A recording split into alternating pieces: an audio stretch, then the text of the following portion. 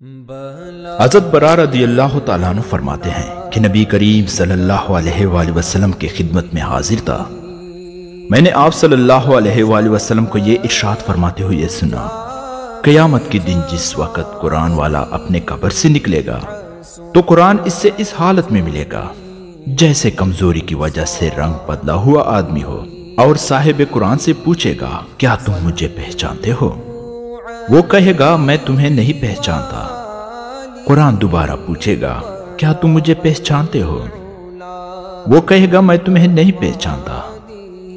قرآن کہے گا میں تمہارا ساتھی ہوں جس نے تمہیں سخت گرمی کی دوپہر میں پیاسا رکھا اور رات کو جگایا، یعنی قرآن کے حکم پر عمل کی وجہ سے تم نے دن میں روزہ رکھا اور رات میں قرآن کی تلاوت کی۔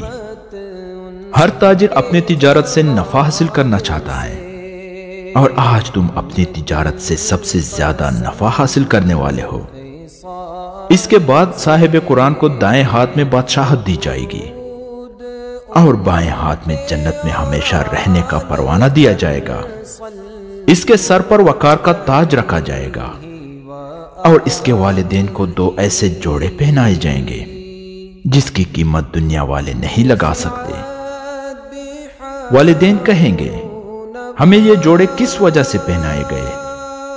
ان سے کہا جائے گا تمہارے بچے کے قرآن حفظ کرنے کی وجہ سے۔ پھر صاحب قرآن سے کہا جائے گا قرآن پڑھتا جا اور جنت کے درجوں اور بالا خانوں پر چڑھتا جا۔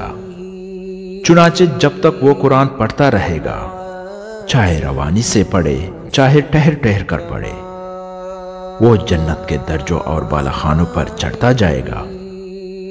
قرآن کریم کا کمزوری کی وجہ سے رنگ بدلے ہوئے آدمی کی شکل میں قرآن والے کے سامنے آنا در حقیقت قرآن والے کا ایک نقشہ ہے کہ اس نے راتوں کو قرآن کریم کی تلاوت اور دن میں اس کے احکام پر عمل کر کے اپنے آپ کو کمزور بنا لیا تھا۔